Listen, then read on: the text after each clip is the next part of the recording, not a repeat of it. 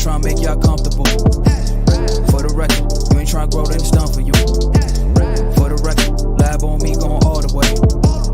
For the record, ain't trying to link, no time to waste.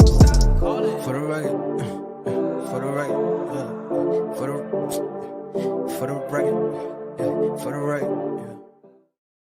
All right, man. Welcome to episode 53 of the Homeland Daily, always pushing the culture forward. My name is Moon. Thank you so much for being a part of the show tonight. Let me introduce the panel before we go any further, man. Give it up for the incredible filmmaker, entrepreneur. Where did she go? What happened? All right, and that happened last night too. So I'm just gonna go ahead. Rico Rolando, singer, songwriter, and producer and entrepreneur. Man, this guy's incredible. Watch out for him. When I say pushing the culture forward, this is what I mean right here. Rico, how you doing, bro? You know what? I'm feeling really good. I'm in East End today, actually, away from the hustle and bustle of West Bay, is what I like to call it.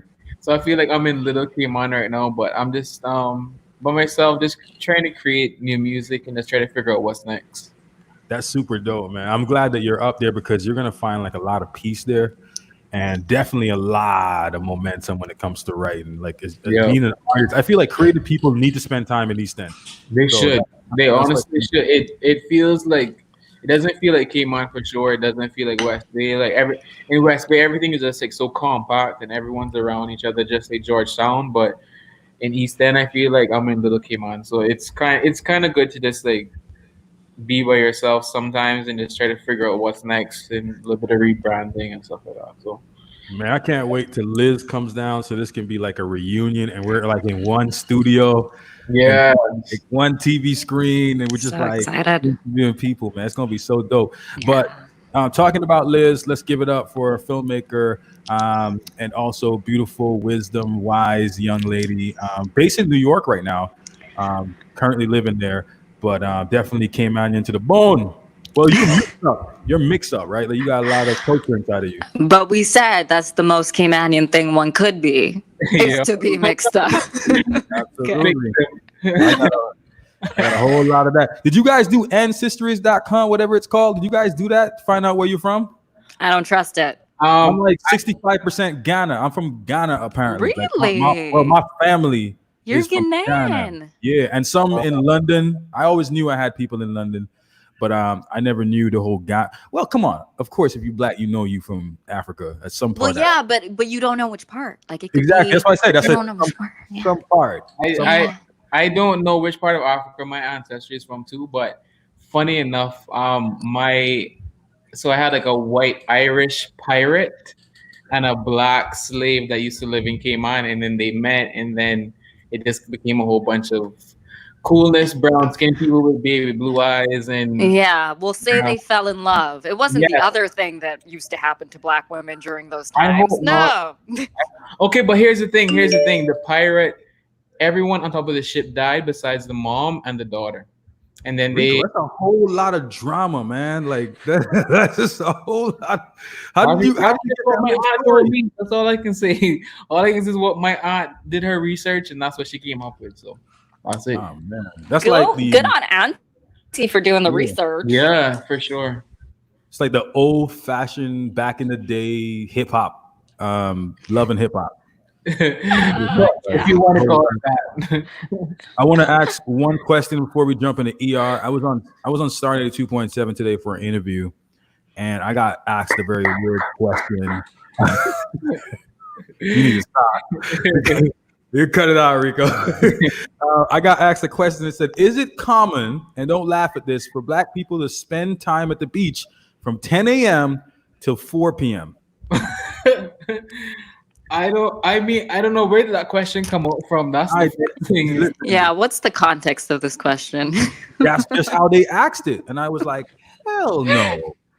Like I'm literally minimum. I literally like do like sessions at the beach. Like I would go back up, come back down, go back up. Like, but I feel like that's everyone. Everyone does sessions. Apparently, we're weird because it's a common thing to go to the beach and spend time from 10 a.m. straight to 4. I don't know who that is. I don't think so. I think they're lying. They made that up. It is. Sorry, liar. I did that. I did that once. And let me just tell you, the outcome was not nice. I was like the shade of my beard right now. How many people were on that show with you? There was about 3 individuals. All right. Well, in this survey of 3, we say no, that's not normal. We right. Moving on. Yeah. All right, man. Let's jump into our ER report with the beautiful and talented Liz Charles. All right. So you guys, we'll start with a story that we ended with yesterday, and that is the presidential nominee, Kanye West. Now Kanye, let's work out the timeline on this. Okay, so Kanye says he tweets on the 4th or the 5th that he's running for president. His wife endorses him. The first person who endorses him, like right below as a response to him, is Elon Musk being like, "You have my full support."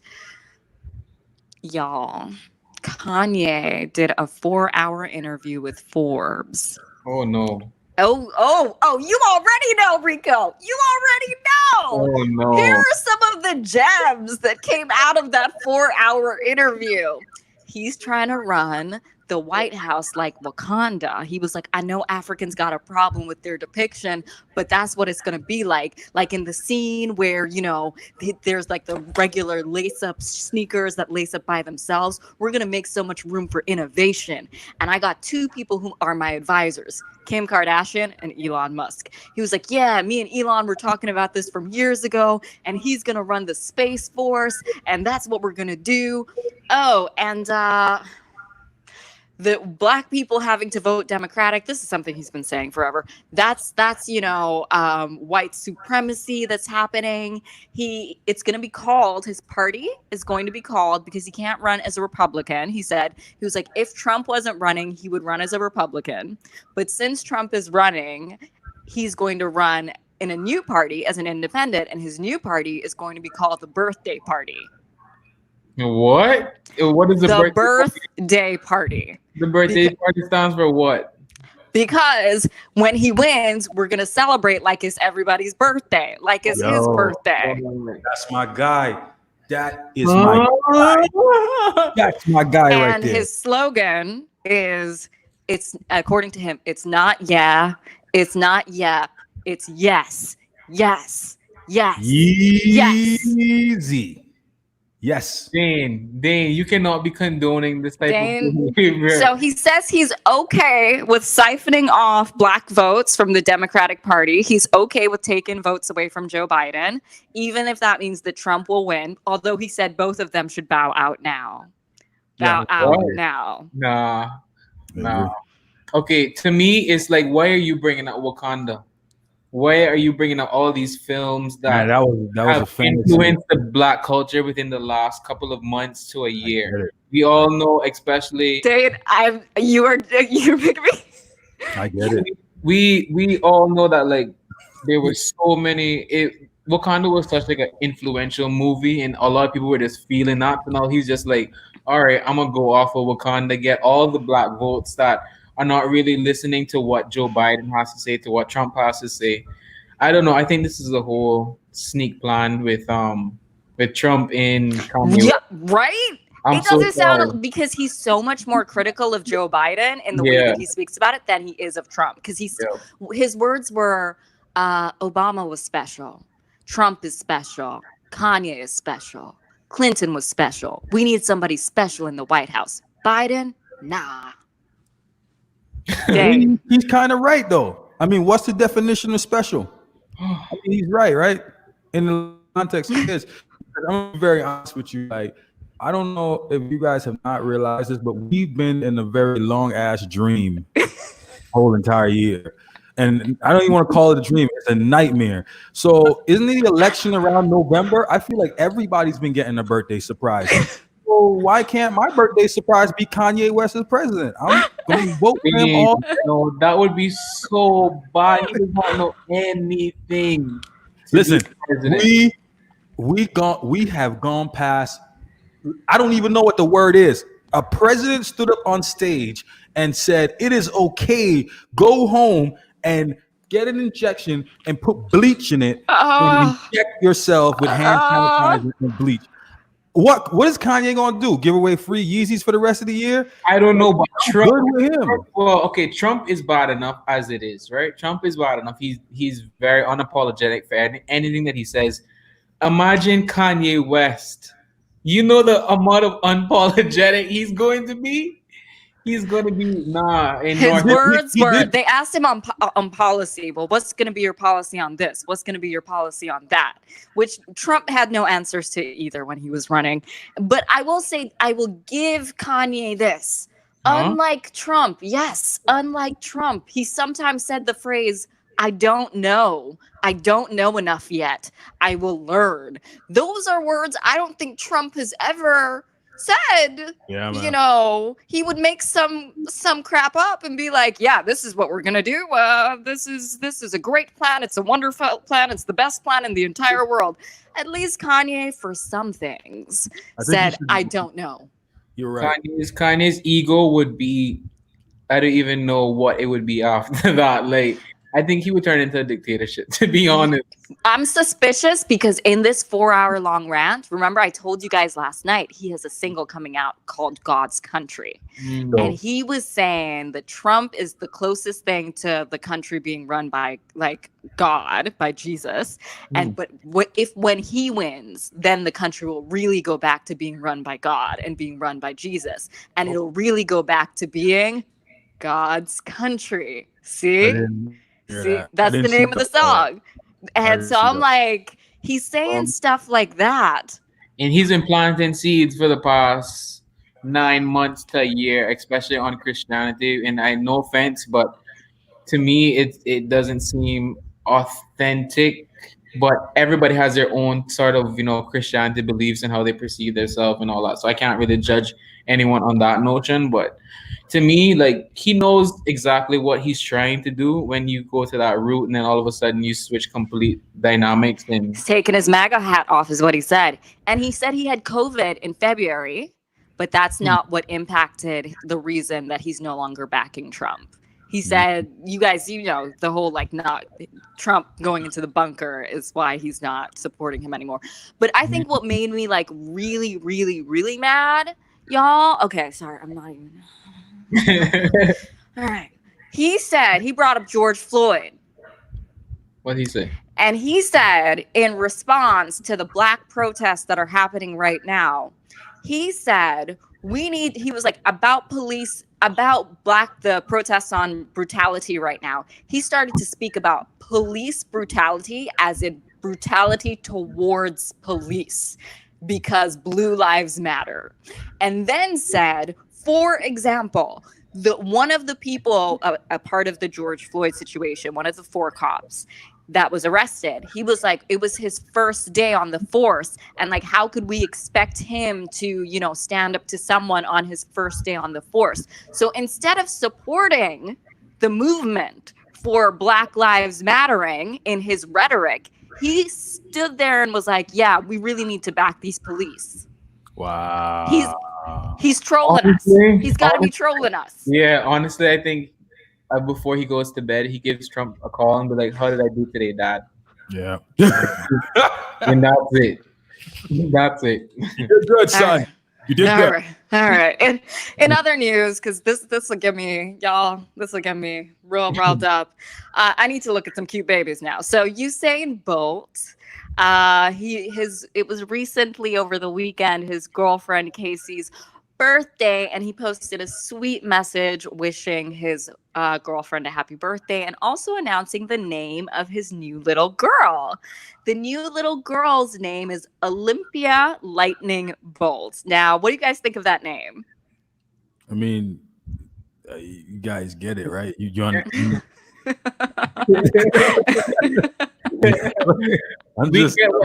what he was going for, I guess. Yeah, I guess I get it. His first love, his new love, he's gonna name it the same thing. So, I mean, I love that he's a girl dad, and my only issue with this name, y'all, is it's already taken by another athletic superstar.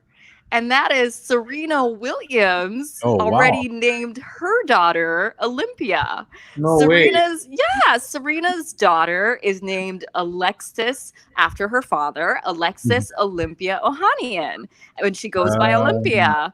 She has her whole Instagram page. Baby Olympia has her own page. I mean, I feel like Usain, you gotta come with something new and something fresh. What do you guys think? He said Olympia Lightning. Yeah, man. That man is making everybody remember at the Olympics what he did. Yep. Get familiar. My daughter is gonna live past me. Yeah. So you feel like Usain earns the name Olympia for his daughter more than Serena? What? It's like he's done enough in his Olympic career to name it Olympic. If he wants to name his next son gold medal, name his son gold medal. You picked up the whole Caribbean. Go ahead and do what you want to do. Oh, all right. Well, there it is. I guess she gets it then. Poor Serena's daughter. Absolutely. She's gonna have to start going by Alexis. And bringing it all the way home, on Friday we had a plea of not guilty from Speaker. I'm Kiva Bush. I know who put in that caption, y'all. It's hilarious. But he did claim that he is not guilty. This is, of course, stemming from the assault charges from last February. Now, if we remember, he was, he's been charged with assaulting a woman at a bar. He said he was intoxicated.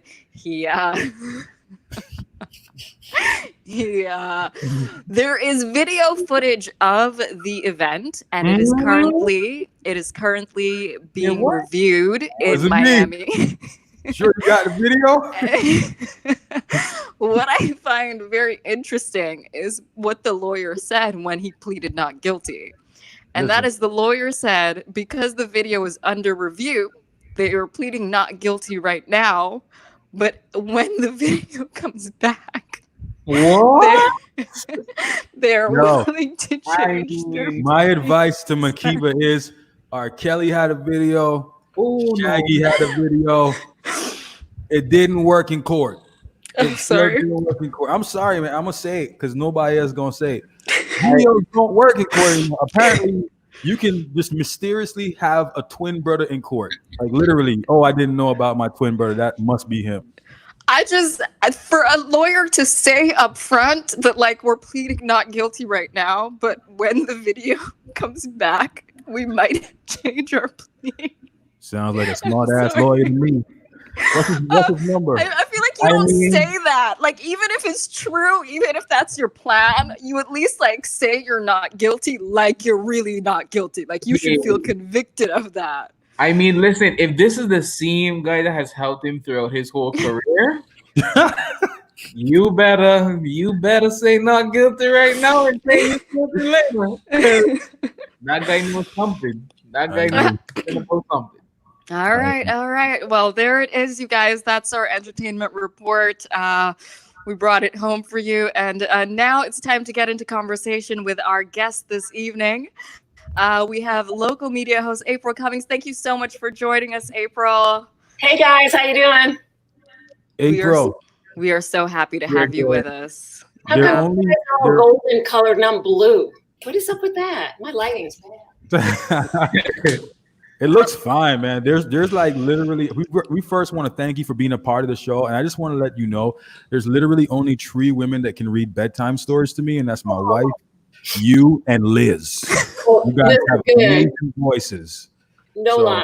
She has a voice like velvet. You as well. Listen, there's some things I never lie about. Talent and voice talent in particular. Like, I will tell you your hair looks good when it doesn't. I will never tell you you sound good if you don't. I will busy. I will run around. Noted. Your hair does look good. Love it, man. Thank you for being a part of the show. We really respect your time, man, and it's a pleasure to have you on because you're such a legend, like in media, and I just love to have conversations with people like you because we learn so much. Yeah. Well, so to put the pressure on people. You're accustomed to this. So I just want to start off with anyone. I mean, if you haven't been in CAYMAN looking at any media for the past how long, you should know who April is. But if in the event that they have been under a rock, can you just let everyone know, all of the things that you have done in media, in TV, in radio, just a summary of your background for the youngins tuning in. So let's just point out that I have passed a number of decades, so that could take a really long time, and you wouldn't have so many questions because I've been around a lot longer than you might think. But my dad, Dr. Hugh Cummings, he started a radio station at ICCI. In Newlands back in the old days with like spare parts and stuff. And he couldn't find enough people to be on the air. So he said, April, why don't you come here and read these stories on the radio and talk about these records. And then why don't you get the neighborhood kids in and you guys can do a show. So I was probably a little younger than I like to acknowledge, probably like 4 or 5 when and he would show me which slides to move around. What? And I'm going to be honest, I like to talk, love the sound of my own voice, but I actually don't like public speaking. Terrible memory, stuff just slips right past, including my own experiences. But I love technology, right? So I was like, well, if I have to do this trade-off, we would work on the equipment together, and then I would do some show stuff, and then we'd work on the equipment together, and then we would work on the show stuff. So for me, that kind of all blended together as sort of family and life and fun, and this is just kind of what you do. And as I got older, I could not figure out what I was going to do with my life. I thought, well, maybe I'll be a doctor. Can't remember details. And don't like the sight of blood could also be a problem. So I just think sort of over time, I said, well, what am I good at? I can talk. I can write. I'm interested in what people have to say. I don't always agree or disagree with them. Sometimes I'm just interested in their story, whatever that story might be.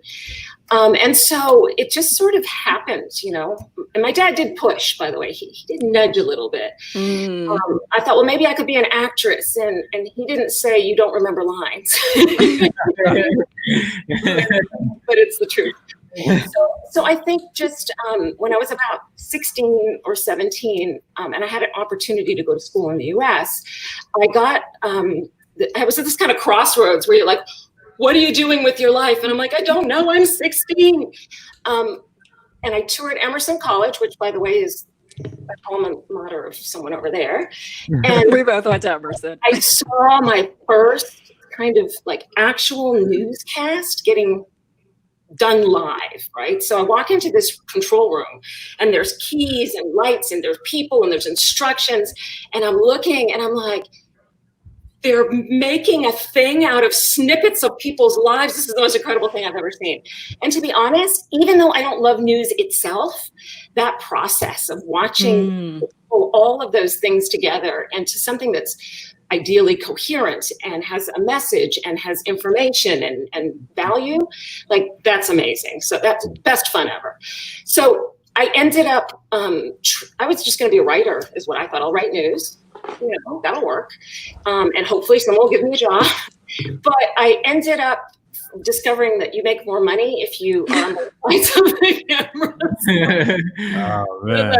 And I had children pretty young. I had my first child when I was in my early 20s. And I thought, man, I'm going to have to get over the stage fright thing. Now, I still am not over the stage fright thing. I'm going to be honest. I still have crazy. It's weird. It's like I don't care for it at all. But sometimes you have just got to do the right thing. And in my case, it was, you have had a child, you're responsible for this child, so you're going to do some parts that don't feel great in order to do the parts that you love. And then over time, it just sort of kind of morphed together. I had planned to never leave CAYMAN again, by the way. When I finished college, I was like, I'm never leaving. I'm home. Wow. And I got my first sort of broadcast job was at Radio CAYMAN, but my first news job was with Desmond Seals. And for those of you who do not know, Desmond was both horrifying and incredibly talented all at the same time. And so I learned so much stuff, some great, some not so great. Yeah. He always pushed. So he was one of those people that kind of drove people to do more, be more, push harder. And I have a little bit of a soft spot when it comes to people. I'm like, I don't care who says your story doesn't have value. I still kind of want to hear what you got to say. Yeah. So that put me at odds sometimes. But what I learned was that, you know, if you just put one foot in front of the other, things are going to kind of work themselves out. So there came this point where TV was not really, I guess we're back at this point again, it wasn't really viable as a business by itself. So if you think about it, broadcast TV in particular is about how many people are watching and then how much those eyeballs are worth to somebody. Right. CAYMAN's a really, really small community in some respects. So does Foster's actually need to advertise anything, really, truly? They kind of don't. And neither did Cayman Airways or, you know, any of the other entities that supported TV in the early days. So by itself, I don't think TV itself was going to make it. But they came up with this interesting sort of hybrid approach, right? Where the cable company would get a license and then some of the funds would go to help support local TV. So when you got your HBO and all your other stuff, you were also contributing toward the support of content that may or may not have made it on its own. Now, it was 1994 or 5 or whatever it was, right? So it was a long time ago. But that's kind of the premise of most traditional media, right? It's how many people watch it and you sell ads. But if your market's small, you don't have that many ads or that many people to reach. So I was intrigued by the dilemma of that, but I was still like really young. So I was like, well, I need to be better. I need to learn more. I need to understand how things work. I'm going to have to maybe work somewhere else to see how they do things. So literally someone sent my tape, and we had tapes, like they went in the machine. VHS tapes.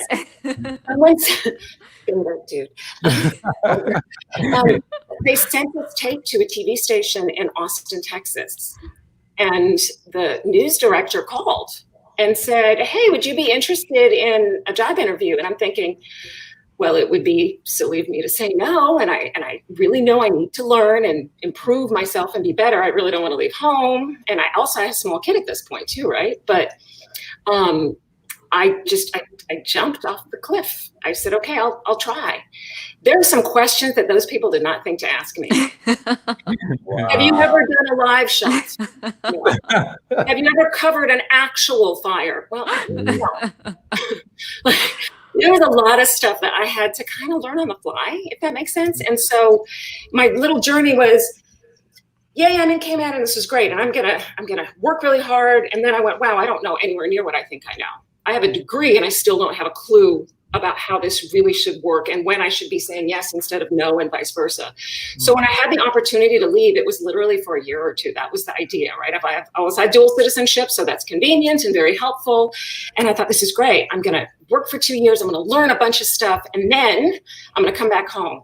But 1 year became 2 years and 2 years became 10 years. And it was a really long time before I got back.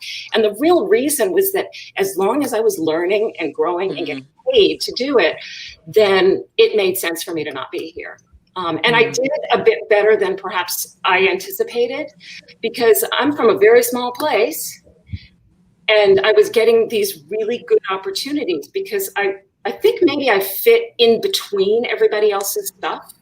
So whatever, races, cultures, whatever, I was somewhere in the middle of all those things. And because my natural inclination is to be curious about everybody else's thing, I think that it made it very easy for me to fit in different communities and different environments, which is good from a ratings perspective for them. But in terms of telling stories, it's great for me because I got to meet all kinds of different people. They would open the door and sit down and talk to me. So I learned a lot of stuff about performance in terms of being on air, about writing, about how to kind of create that same thing I saw when I went into that studio. I was like, wow, this is great. But the equipment is so expensive and it takes so much stuff. And so much like my dad, I kind of had this little bit of an obsession with, there's got to be a way to get this done, even if you're not like a bazillionaire. There's got to be a way to do it. And so now all these years later, the technology is like literally like it's in our hands. Yeah. We do all of those things. And I'm at a wall. I'm like, okay, great. Now we got the technology and whatnot. What do we need to be doing? So it's been a strange journey for me. That's amazing. And My question to you would be, you started so young inside the industry in media. Do you think that social media is doing more harm than good for media outlets, news outlets? Do you think it's doing more harm than good, seeing as though now we're having this reduction to media? That is a truly difficult question to answer, because are you asking me, is the business of media and making a living from media and news impacted negatively by social media, which means anybody can be a broadcaster anytime? Yep. Or are you saying, are there more opportunities for more diverse content with different voices that might traditionally have never gotten out there? Exactly. Yeah, it's difficult to, what did the premier say? You have to be innovative, right?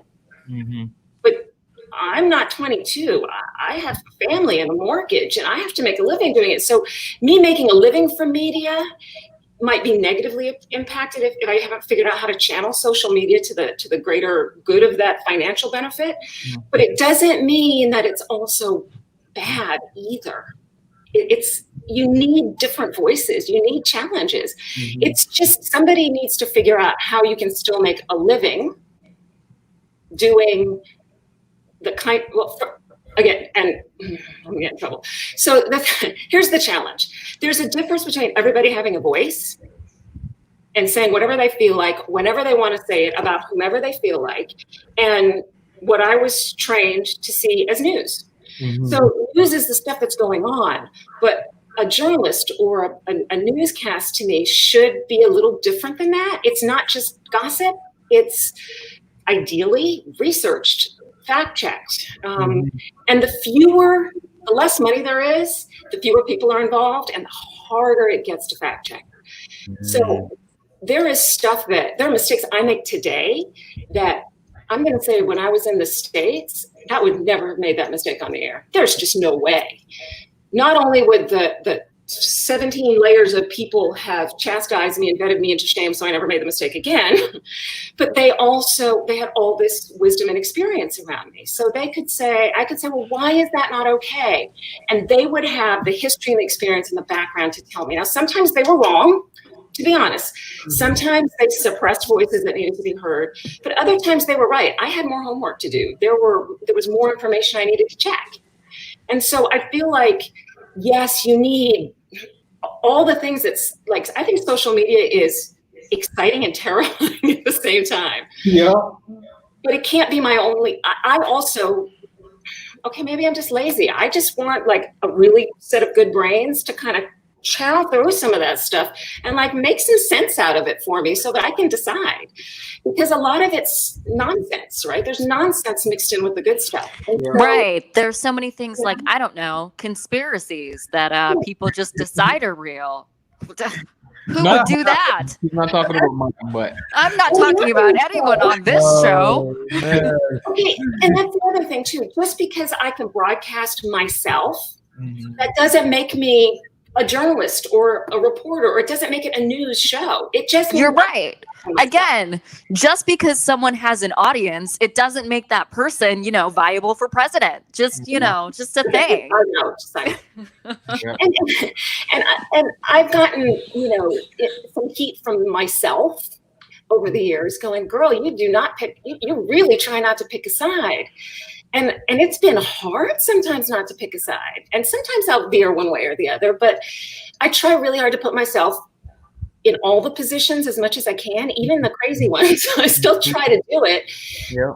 I can maybe see what I'm missing that they're seeing from their perspective.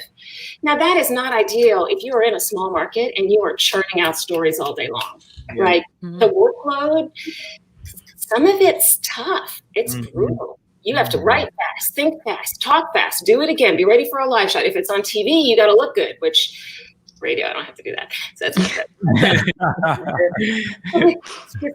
there's a lot to it. And I'm smart in my way, but there are a lot of things I don't know anything about. And as a general assignment kind of person in news, as we used to call it, your job is to kind of go out there and really figure it out really fast and then pass it on to people because everybody wants everything right away. Yeah. I mean, I got like so many questions I want to ask but I kind of want to shoot it right over to the premier's comments in the newspaper when he made a statement. Basically, you asked if there was any initiatives or any payout, any rollouts that it can be considered for the local media companies, because let's be honest, like we're seeing the debt of media in Cayman with COVID-19, even before COVID-19, with the loss of Cayman 27, which was a very pinnacle news channel. I've actually seen you and so many other talented individuals pass through that station. And now it kind of looks like, let's just be honest, I don't want to name the media company, but it seems like print media is now also going through a detrimental change. So the premier, his very words, what he stated, and this is fact checks also, hopefully, but they need to find a way to be innovative.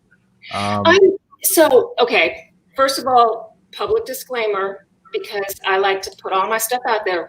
I am a civil servant and I do work for the government of the Cayman Islands. However, that never kept me from running my mouth in the past. So here's the thing. I wasn't really asking the premier about whether there were payouts or funds available. What I was really trying to get a sense of is because,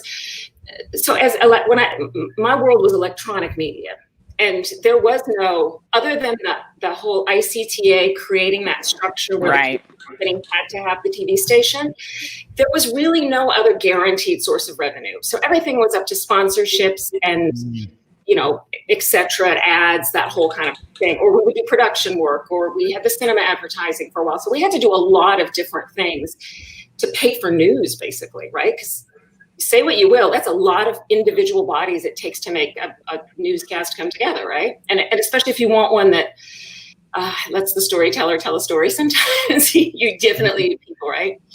So, I mean, I think my real question to him was, hey, the traditional media and the ways that it makes money in Cayman are at risk. Yeah. And Cayman 27 may have gone away this last moment. Some fees didn't get paid, but I'm telling you, we paid a lot of fees for a lot of years, and I was there, and I fired people to pay those fees. So trust me when I say whatever happened in the last little run is not the history or the legacy of Cayman 27 at all, because I was there at the beginning and then later. So I was there twice. So I mean, putting that to the side, my real question was, hey, as a country, are we cool with this? Is it okay that we don't have trained journalists, content that gets vetted?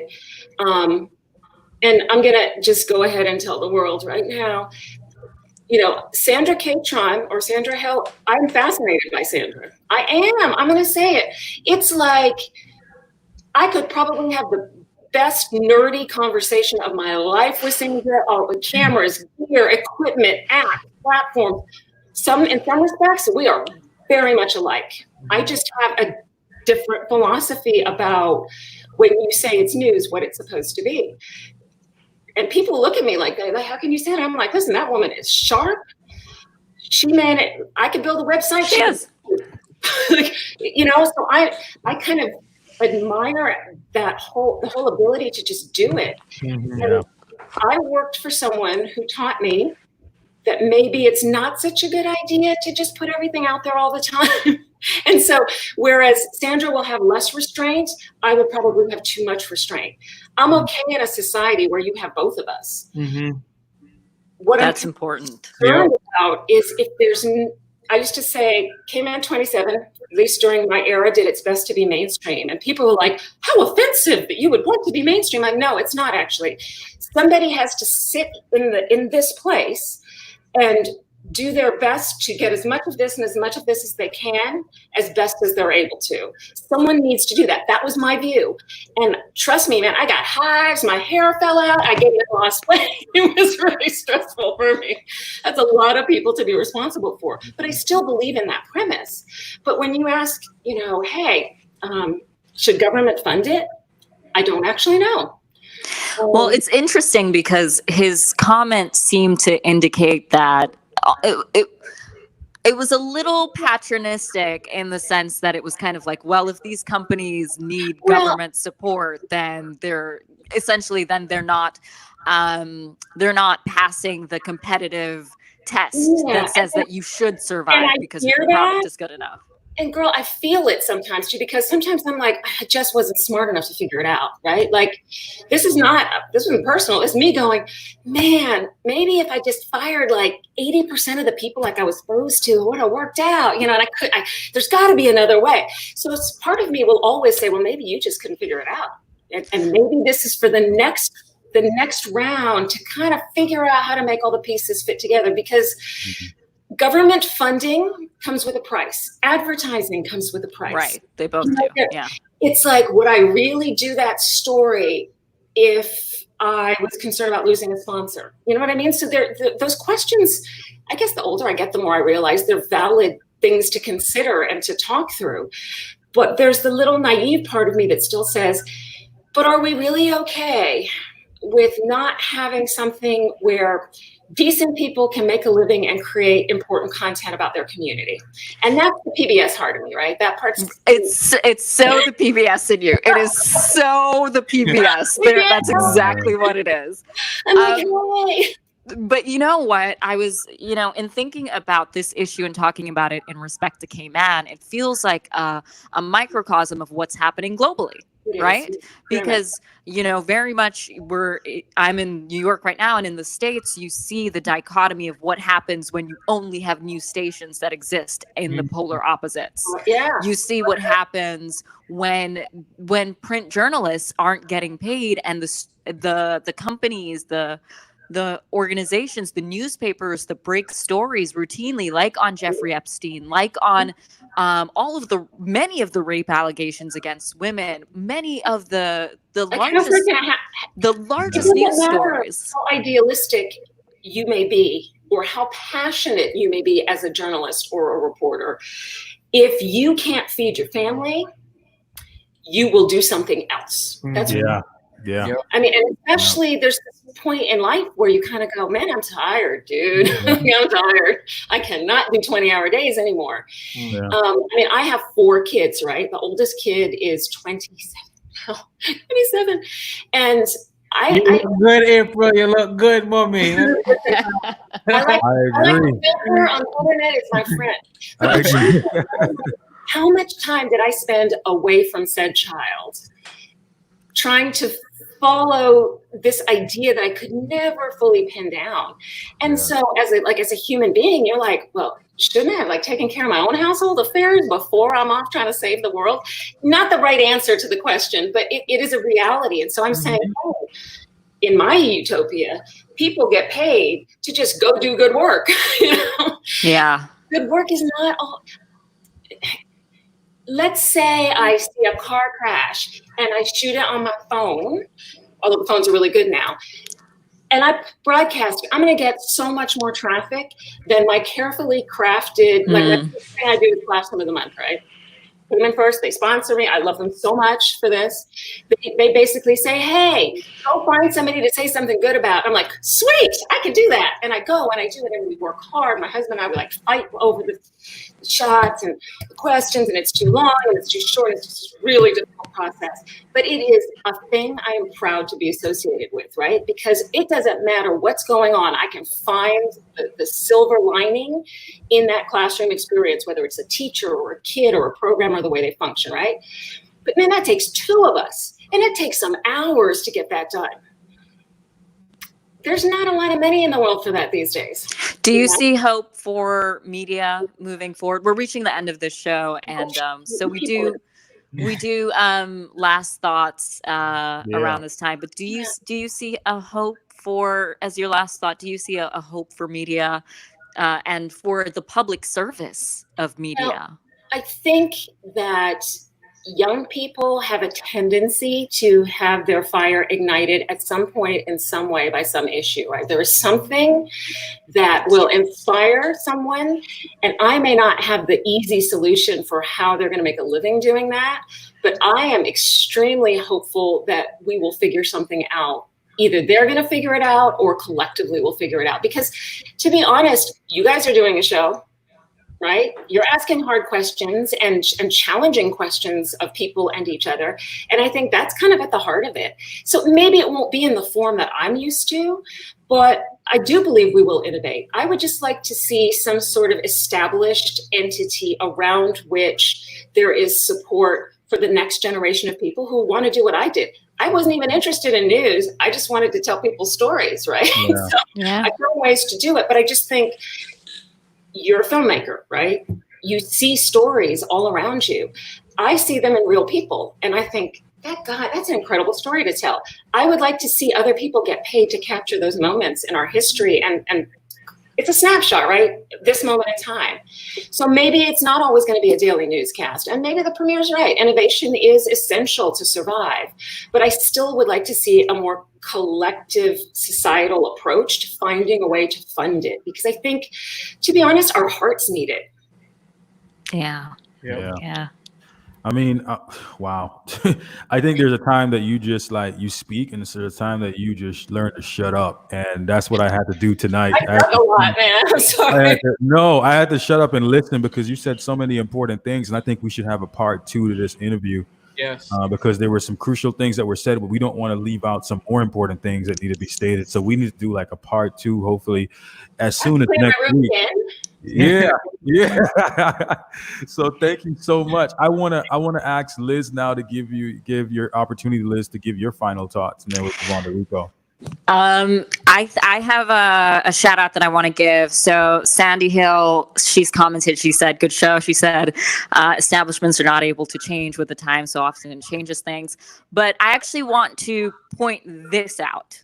The fact that you just said that you and Sandra don't always align on philosophies, right?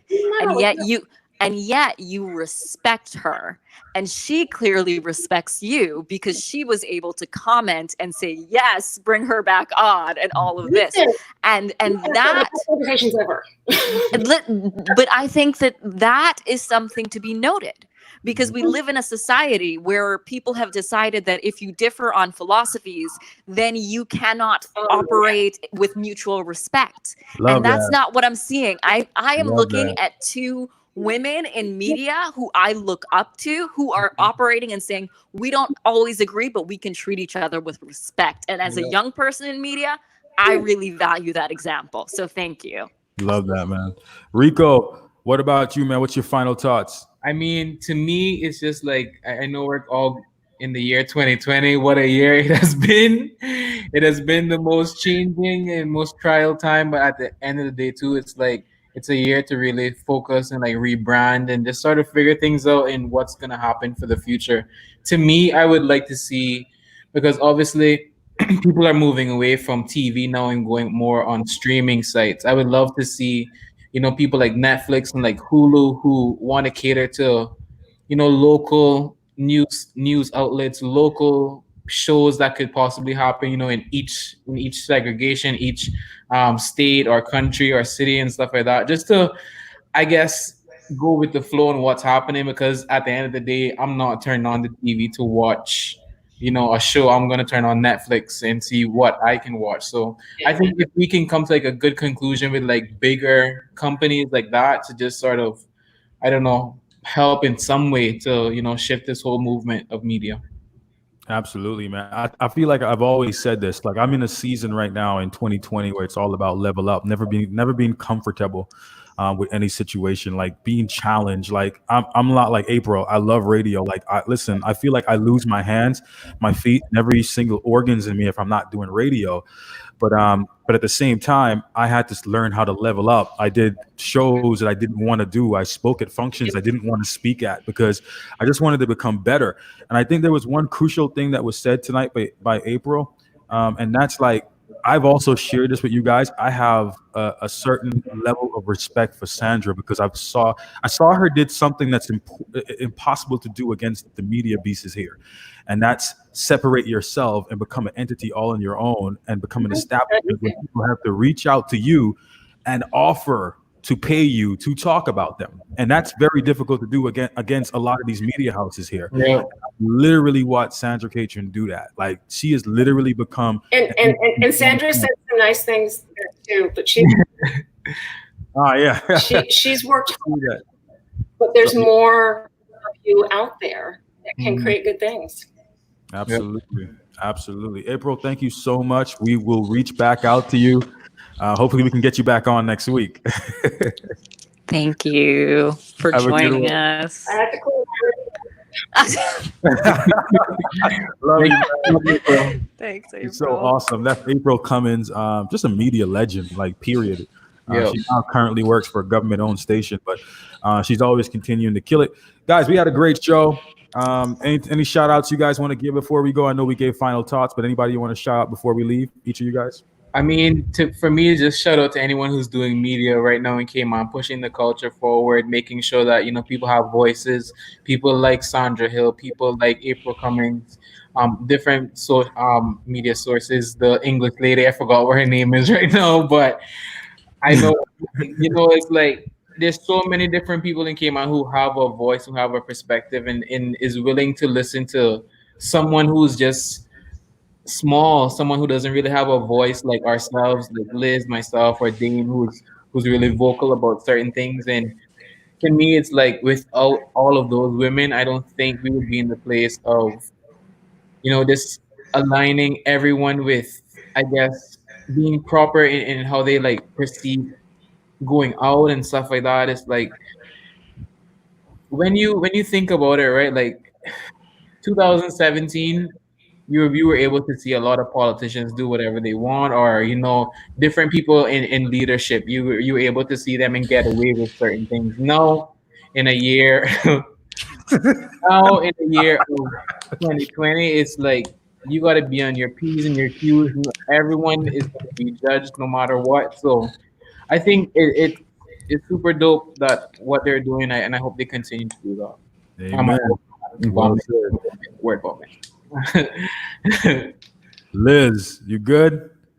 Yes, I think I'm good. Man, that's it for me. This has been Homeland Daily, episode 53. Always pushing the culture forward. I'll leave you with, please, if you get a chance and an opportunity, vote for my guy. Dane, why? End of the show. End of the show, y'all. Guys.